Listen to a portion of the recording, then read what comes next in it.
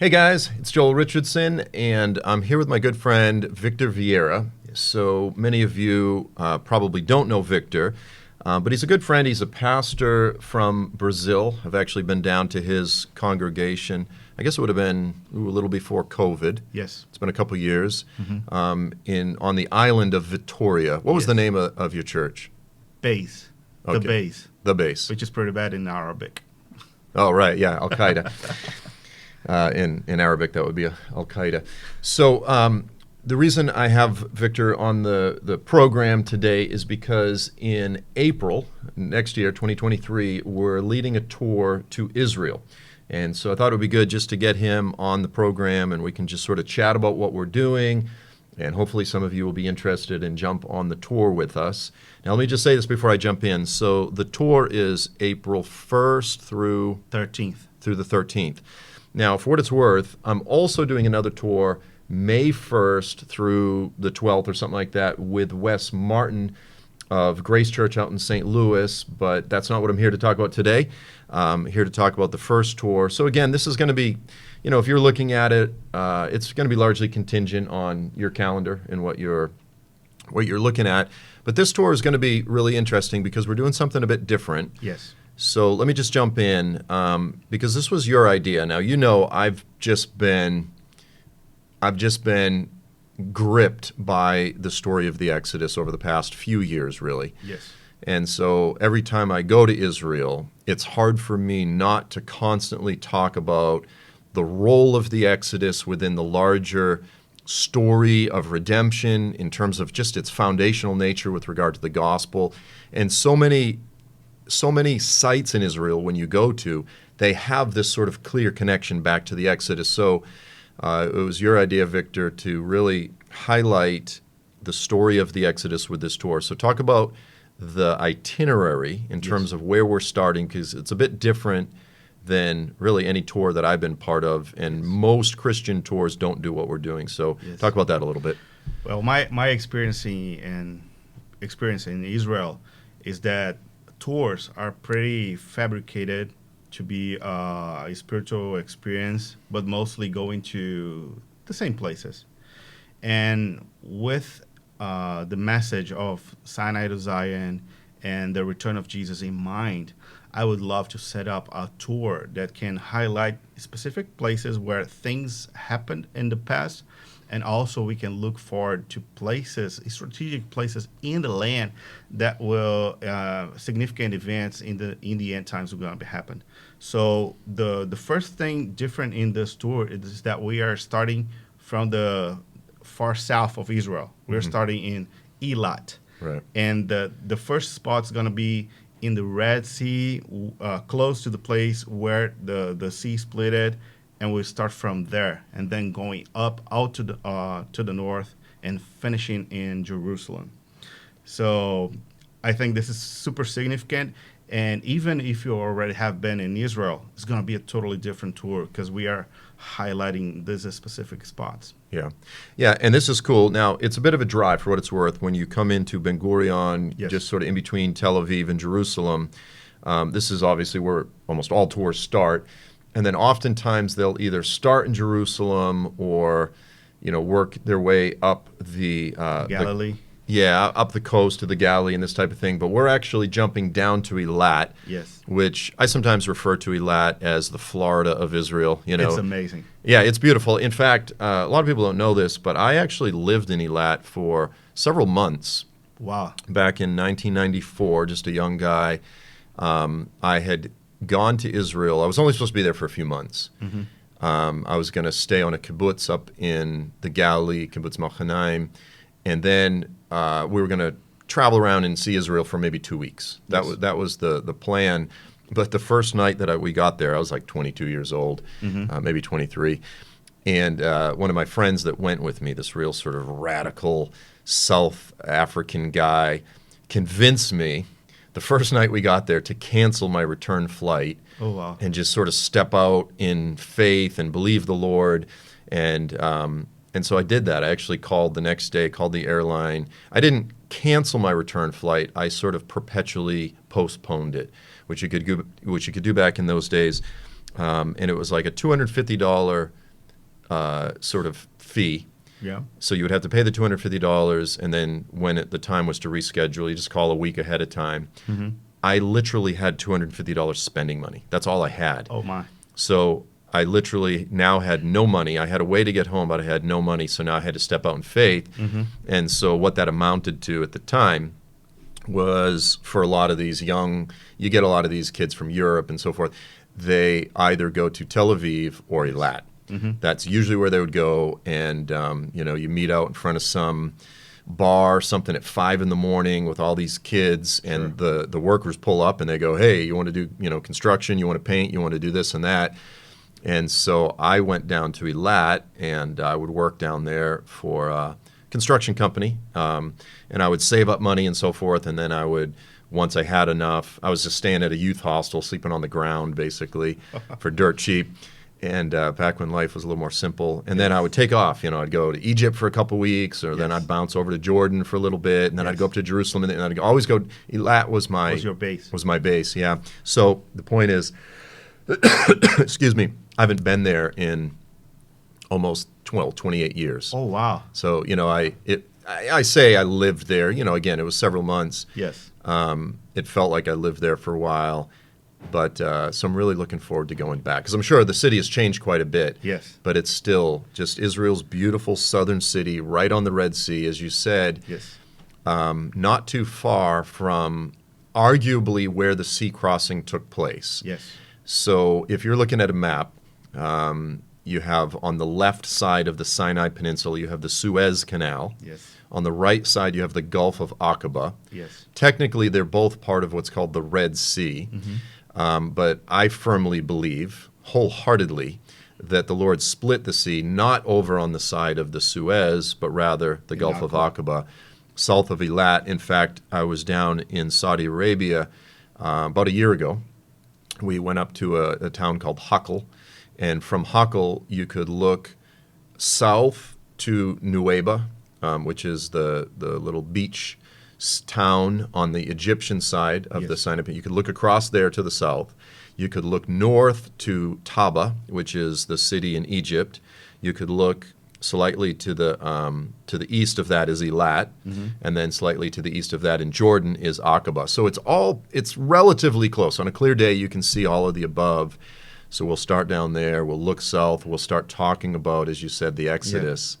And then work from there up to Jerusalem. So I love that we're doing this. I'm personally really excited about it. Yeah, I've been in Aqaba or in Eilat a few years ago before COVID. After I preached at the Maranatha conference, I took my father to Eilat. Oh wow! And we spent a day or two there, and it was an awesome experience. That we are in the Jordanian border, we are in the Egyptian border, and we actually can see the desert in the other side of the sea. So it really gives you the real sight of the Israelite in the crossing. Yeah. So I think it's going to be pretty significant to start from there, because the Exodus story is going to be told again in the end times. And as we see the places, the sea, the deserts, and all that environment with your own eyes, I think you can have a better picture of what Jesus meant, that he will part the sea again, and he's coming from the desert again. So that's what we are looking for. Yeah, it's weird. The thing with Israel is it's so important when you read the biblical narrative to actually go to the places and see the topography, the layout of the land, to go, oh, this is where they came from. They went up here. But to understand, I'm going to say this, when you look at a map of Israel, to the east is the desert. To the east of the Jordan Valley is the desert. This is the desert, the wilderness that Israel came up from the south through the desert. But biblically speaking, when it uses the language of the wilderness, when it uses the language of the desert, particularly in the context of the time of Jacob's trouble, the great tribulation that Israel will go through and the global body of Christ will go through in the last days, it often refers to Israel as sort of fleeing back to the desert. And I'm going to say the spiritual or even deep psychological connotations that the desert has in the mind of Israel. Because again, for the average Jew who's biblically literate, I want to be clear, Many Jews certainly Are not. don't read the Bible. But for those who are biblically literate, the story of the Exodus, it's the foundation for everything. Yes. For Christians, the story of the Exodus, it's kind of peripheral. It's sort of one of many Old Testament stories. But to properly understand what's coming in the last days, to properly understand the return of Jesus, you have to understand all of the underlying spiritual implications of the Exodus that are hiding there within the Exodus story, and to see it, to actually see the land, to go, okay, so here's the way Israel's laid out. If they were invaded, this is the direction they would flee. This is where they would go. But what does the desert represent to Israel in their mind in terms of their history and all of these things? Yes. So it comes together in a powerful way, and when you stand there and look at it, Yes. it sort of burns into your memory. You really, it becomes part of Marks who you. you are. Yeah, marks you. And so this is what I love to do more than anything, is to stand in the locations, Yeah. to talk about it, open the scriptures together. Yeah. So it's a great plan. So we're starting from the south, and this is exactly the place where the Moabites stopped the Israelis to cross the Jordan. So it's a significant place because they had to march north and cross the river, the Jordan River, up north. So this is an important place to go to be and see. And our next stop is going to be about intimacy, because we are stopped in the Dead Sea. But in the Dead Sea, from the Dead Sea resorts, we are visiting the desert of the En-Gedi Desert. So we are visiting the natural fountains where probably the Song of Solomon was inspired, where David hid from Saul, and the Masada Fortress, and all those places are to fill our imagination of how the Lord will bring forth a powerful bride from the desert, from that place, and how he will provide with fountains in that place. So this is our next stop. And I think we will highlight the intimacy message, knowing Jesus as the bridegrooms, and we'll have an experience insight, seeing those places where this romance book took place. Yeah. A lot of Christians don't know this, by the way. The Song of Solomon, it's for a lot of people, they go, oh, that's the one book, I don't really read much in the Bible, Yeah. or they think it's all about marital intimacy. Yes. And obviously you can read it in that context. But the Song of Solomon actually has more commentaries written on the Song of Solomon than any other book in the entire Bible. Oh my, I never heard that. Yeah. Wow. But also its ultimate meaning, its ultimate interpretation. Yes. So a lot of people will think it's primarily about Solomon and the Shulamite, or it's about marital intimacy in general, or they'll say it's about the church and their relationship with the Lord, or it's about Israel and their relationship with the Lord. But in my opinion, its ultimate meaning is about our individual relationship with Jesus. That's actually the allegory behind it all. Yes. And I think one of my absolute favorite verses, I mean, I always say this, I have a lot of favorite verses, but one of my favorite verses is Song of Solomon, chapter 8, verse 5, where it says, "Who is this coming up out of the wilderness, Yes. leaning on her beloved?" Yes. And just the picture of each of us individually and corporately emerging up out of the desert, the wasteland, the wilderness of this age, Yes. of this world, fully dependent, fully leaning, broken of any of our own pride, independence, self-reliance, leaning fully on the bridegroom. It's a beautiful picture. Yeah, what I love in the En-Gedi desert, and it's south from Jerusalem, so probably is the route towards the Israelites were gonna flee during the Great Tribulation into Jordan, into the desert in Jordan, and it's a beautiful place. It's there's caves, there is fountains, and last time I was there, I was with my father. It was really meaningful to me when I saw a little kid drinking from the desert stream. And that was so meaningful that the Lord will provide for us personally, and the Lord will provide for Israel safety through his final desert season. And I think that will bring a lot of inspiration for us to understand the end times, and also to set our hearts firm and confident on his leadership, even when we go through deserts in our lives. Amen. Amen. And then we're going all the way up to the Golan. Yes, the we're Golan going to the Heights. Golan Heights. Hopefully, Dalton Thomas will be there. I don't know, but we'll call. We'll knock at his door. Yeah, so I always, almost everyone watching this knows Dalton Thomas, founder and director of FAI. Yes. The headquarters of FAI is up there in the Golan. And so usually whenever we go up to the Golan, I'll have him jump over. Sure. And usually right on the Syrian border. Yes. And he'll give, a talk, a presentation, and so everyone will get to Yes. to meet Dalton, the elusive ghost. Because unless you're in Israel, I mean, Dalton doesn't really, Yes. he doesn't get back to the States very often. Yeah, I think it's a good opportunity to see the Lebanese and the Syrian border with Dalton speaking. Yeah. It's gonna be great. It's gonna be a great presentation and a good time together. But we are aiming to go all the way up to the Hermon Mountain, which is a permanent snow space. So we are going from Eilat, which is like summer all year long, and we're going to the snow of the Golan. And from there, we'll be praying and see the borders of Syria, which actually is still officially at war with Israel. Syria and what's the next? The other country? Lebanon? Lebanon, yes. So we'll be there. It's going to be a shocking experience to see the border of these countries. And this is a really important place.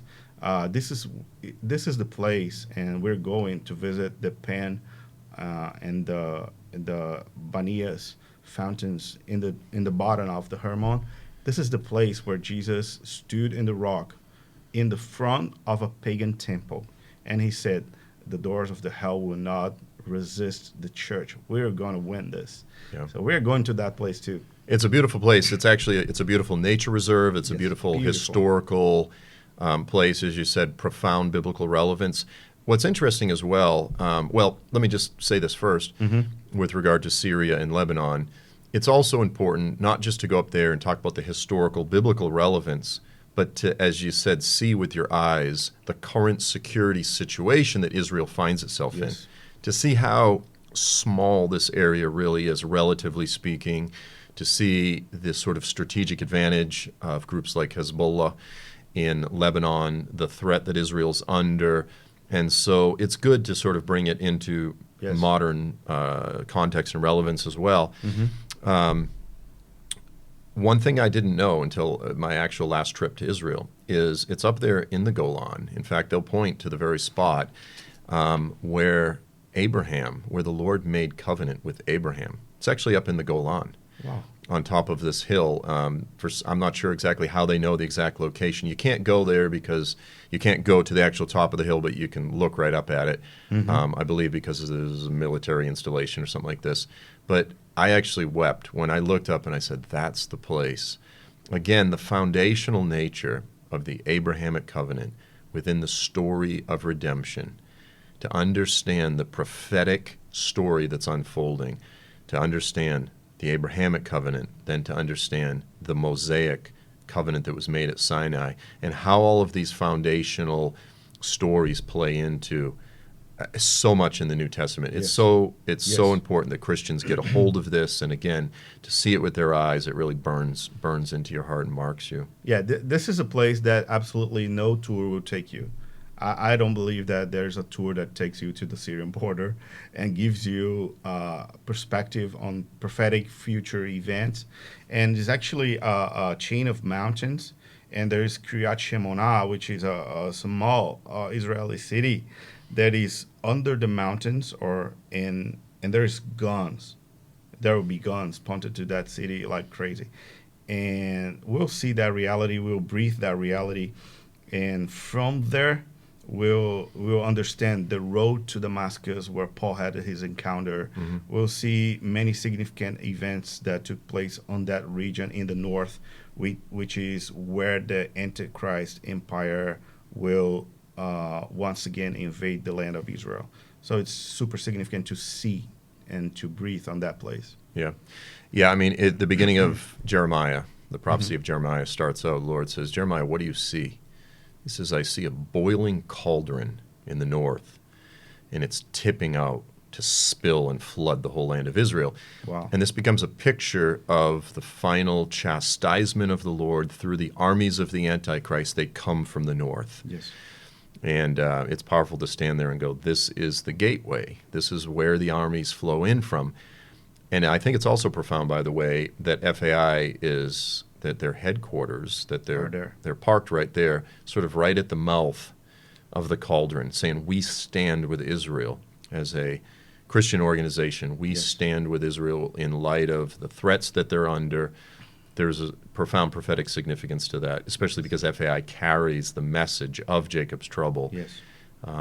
There's another interesting place that's up there. It's not Kiryat Shimona, but it's right on the border of Lebanon, where you can stand there, and again, just stand there at this little sort of park overlook and look right into Lebanon. And to see the place where, for a few years, Hezbollah was tunneling under the ground. Actually, they came under this Israeli.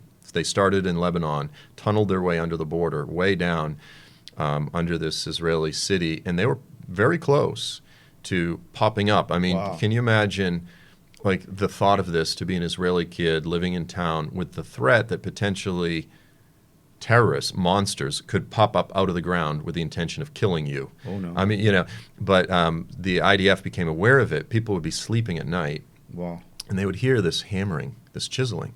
They could hear it under the ground. And they reported this, and the Israelis just said, oh, you're just imagining it. Well, meanwhile, they start paying attention and monitoring their progress. So they waited. They let them dig and dig. I don't know, went on for a couple of years. Last minute, they interjected and just pumped the entire tunnel full of concrete to the point where it poured out the other side and said, sorry, ain't going to happen. But it's amazing to look at that and go, wow. Because just that, let's say 20 terrorists actually entering the land of Israel, Yes. trained Hezbollah operatives, this type of thing, Yes. could be devastating. Yes. If people, I mean, Israel's a relatively well-prepared nation. Everyone goes through the military and this type of thing, but, Yes. they It pop will up be in a the middle of the massive night. loss. Yeah. Loss of life. So let me just add this now. Okay, so again, you're a pastor from Brazil, but you have been living here in Kansas City Yes. with the International House of Prayer. You Yes. head up sort of the Brazil or the Portuguese Yes.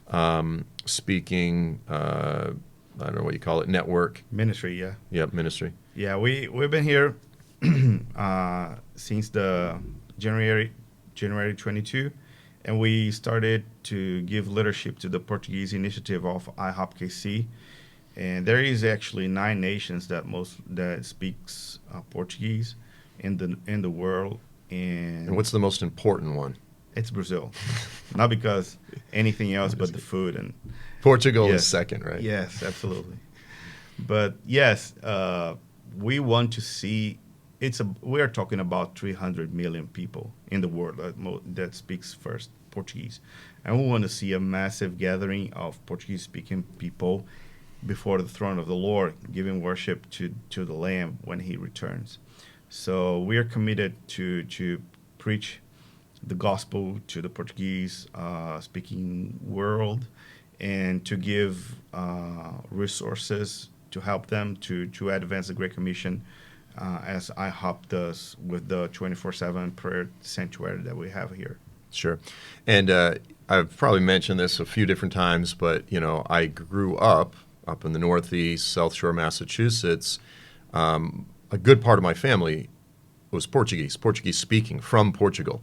My grandparents actually came over as a young couple from Lisbon, and they got married and came over to the States. And so then all of their children, which were my aunts, all spoke Portuguese. So on Sunday, we'd get together, everybody speaking Portuguese. I was the generation that didn't learn Portuguese. And so I always thought I was Portuguese. But then here's the funny thing is, so then my wife and I, we've adopted a couple kids. And so we did some Ancestry.com testing. And it turns out that I'm not mostly Portuguese. I've got, I don't know, I forget. Portuguese blood? I've got some good Portuguese blood. Okay. Iberian Peninsula, Portugal or Spain, obviously from Portugal. But the biggest percentage that I had was actually Italian.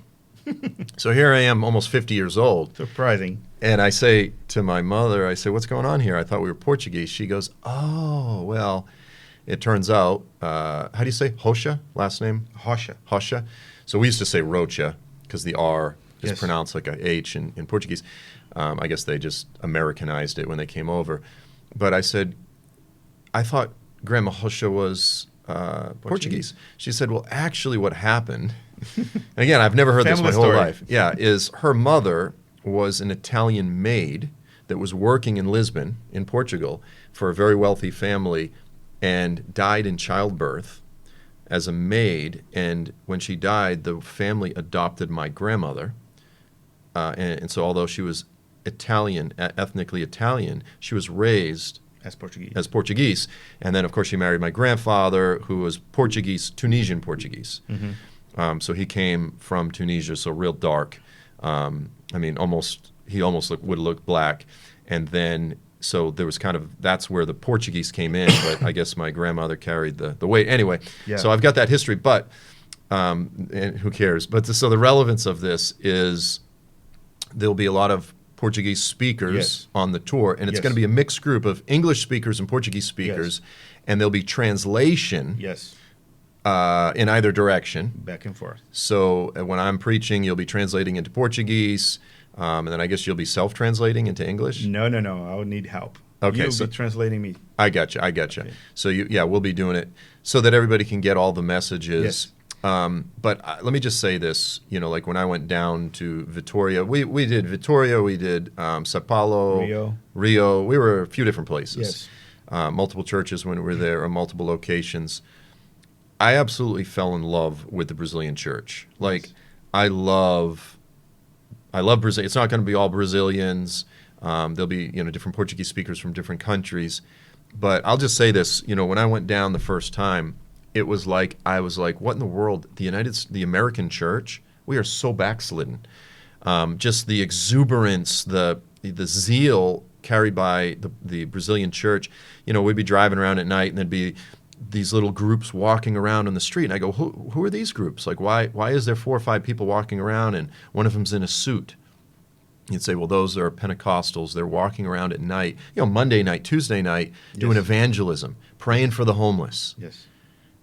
We go up to a park at night, as the sun's setting, and there's 8 or 10 people just standing there, raising their hands, worshiping, praying in tongues, interceding over the city. Yes. You would not see that here in the United States. So the church in Brazil, in many ways, I would say, they sort of reflect more of the state of the American church more like 30 years ago. Or, I mean, if there's even a time where I feel like in so many ways we have sort of backslidden, the Portuguese church is still really vibrant. And so I love getting around Yes. the Brazilians, and it's going to be an awesome time. I think it's going to be a unique experience to anyone that jumps in this tour, because we are getting together Americans, Europeans, and also the Portuguese-speaking people from different places in the world, but especially Brazilians.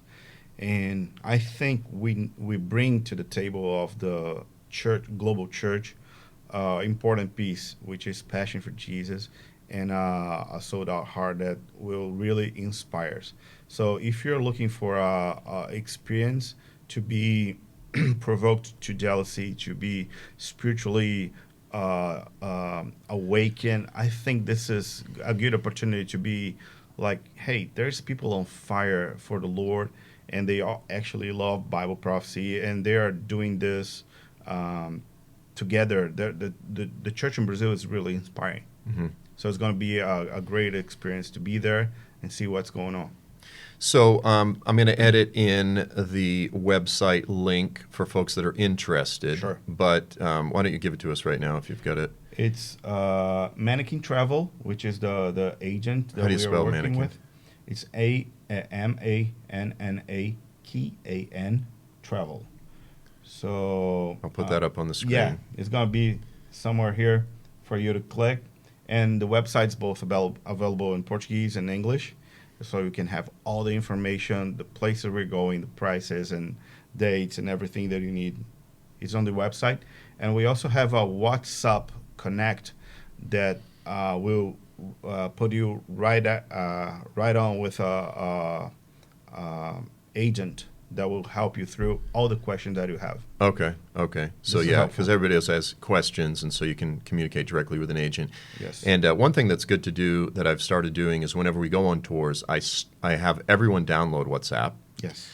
and Do a then group. we start a group. Yeah, and because then you can share pictures, you can share videos, you can stay in touch. It's a great way. Yes. Because this is the thing about tours. People think, well, I want to go see Israel. But you spend almost 2 weeks with all of these people Yes. in close quarters on the bus, getting to know people, and you develop these incredible relationships. I've actually had, through all the different tours that I've been on, I've actually had 3 marriages now. Oh, no. From people that met Come on. on tours. Yeah, but that's not the purpose here. This is your big chance. Yeah, but so in other words, the point is lifelong relationships Yeah, are formed on absolutely. these. It's a real special time. So we do that. Again, the date is April 1st through the 13th. Yes. And again, I will be going with a different tour, May 1st through the 12th or something like that. But I'll talk about that more later. But again, it's going to be a special time. Again, Yes. with an emphasis on the Exodus, Yes. with an emphasis on Israel. Yes. Israel's future, Israel's security, with a huge emphasis, as always, on the return of Jesus and how all of those things connect, and as well as a lot of just the I'm going to say the standard places that you go to on a Christian tour. It's not like we're going to leave any of those out. No, we are seeing all the Galilee, and we are finishing the tour in Jerusalem, which is going to be like massive. But we are not going to places that people are just trying to sell you souvenirs. This is important for me because the first time I went there with a tour, even taking a team, leading a team, I was driven to places that something really important supposedly happened here, but by the end you're going through a souvenir shop, and basically the place is just to sell stuff. So we are avoiding that kind of experience and focusing on what is real, and always with me, Joe, and other folks speaking biblical truths on those places. Yep.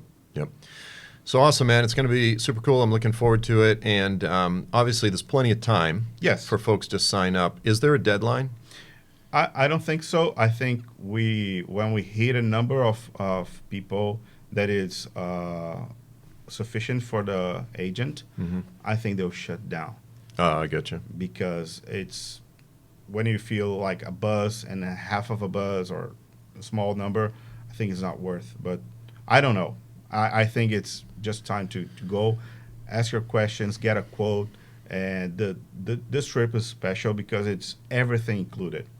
You don't have to worry about anything, since airfare, flying anywhere from America, Europe, anywhere in the world, you can fly straight to Tel Aviv, and you have hotels, but not just hotels, really good hotels. And also you have all the meals included, and the parks, tickets, everything you need. You will not spend like much cash there. Okay. So even oftentimes with tours, everything's covered, but then sometimes you have to buy some of your lunches. No, not even that. So pretty much everything's covered. Even lunch, dinner, breakfast, even drinks. And we're going to a really special place in Jerusalem, which is a French restaurant called the Notre Dame. And we'll see. Up on the roof. Yes, it's Oh, yeah. it's a rooftop. Yeah. And from there we can see the old city. It's the best view in Jerusalem. It's actually the best view and the best food in Jerusalem. We can actually eat pork and stuff. Oh, if you're into that, which I am. So yeah, looking forward to it. And let me say this too. So right now, at the time of this recording, we've got 25 to 30 people signed up already. Yes. Normally, a bus is about 44, 45, Yes. fills up a bus. So I'm sure that we'll fill up one bus. Sure.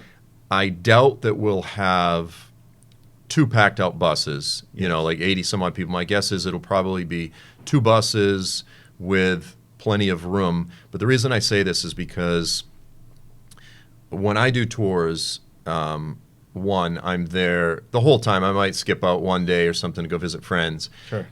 With this tour, I think I'll be there the whole time. But it's a real intimate time. So when we just went back and did a tour this past spring, all of the tours were jumping in because of COVID. You know, it was over. And by the way, there's no longer any restrictions. Yeah, there's no restrictions. You don't have to be vaccinated or boosted or injected or, you know, any of these things. No. You may have to do a PCR test before you leave, but I don't even know if they're still doing that. No, I don't think so. So in any case, there's no restrictions there. But a lot of these guys, for example, so we were at St. Anne's Church, which is there on the Via Dolorosa. Tour groups go in there and they sing. It's got beautiful acoustics. And so I was bumping into all these other tour guides and people. And some of these tour trips, what they'll do, I won't name names, but a pretty big preacher, prophecy teacher, author, I'll just say Famous that. guy. Famous guy. And they had like 8 buses or 10 buses. I mean, it was a lot. And the teacher shows up once or twice. The tour, the whole tour. Yeah. Teaches, you know, for a couple hours, and then he's gone the whole time. And so with this situation, it's real intimate. The point is 1 bus, 2 buses, probably at the most. And we'll be there inside all the time. Yeah. We're on the buses. We're hanging out with people. I'm very relaxed. I'm not good at being super professional. So we don't just have a great biblical time. We have a lot of fun. Yes. In fact, we're going to take some time, just as most tours do, to stop at a resort on the Dead Sea. Where is that in the itinerary? I think it's next stop after Eilat. Okay, so we start out in Eilat, and then we go up and actually spend a day at the Dead Sea. Yes. Did I say Red Sea? Yes. It's the Dead Sea. The Dead Sea. I think I said Red Sea, but the Dead Sea. So you get to Chill. do that. But that's a good time just to, kind of relax for a day. Yes. And just hang out and spend time with everyone. Yeah, it's an amazing experience. All the tour, the hotels, even the meals, but the fellowship, and actually the access that you have to the leaders of the tour, and asking questions, talking over dinner. It's gonna be great. It's gonna be a lifelong experience that we'll remember forever, but also we'll have friends forever after that trip for sure. Amen. Amen. Yes. Super looking forward to it. So again, we'll put the link up to the website if you're interested. Again, April 1st to the 13th. Not sure there's anything else to say. No, just click it, and make your quote. You can fly anywhere you are, from anywhere you are, and it's everything included, and it's going to be a great time together. Awesome. Yes. All right, guys. Well, that's it. That's all the time we have for this episode. Look forward to seeing you next time. By the way, I'm going to post this right away. And for all of you that are asking, Dalton is about to jump in hot and heavy on the Revelation series. So that's about to launch. We're about to kick back in. He's been real busy with production on the Lion of Judah series that he's been filming and that sort of thing. So thanks everyone for your patience. But look forward to seeing you soon next time. Until then, have a fantastic and blessed week.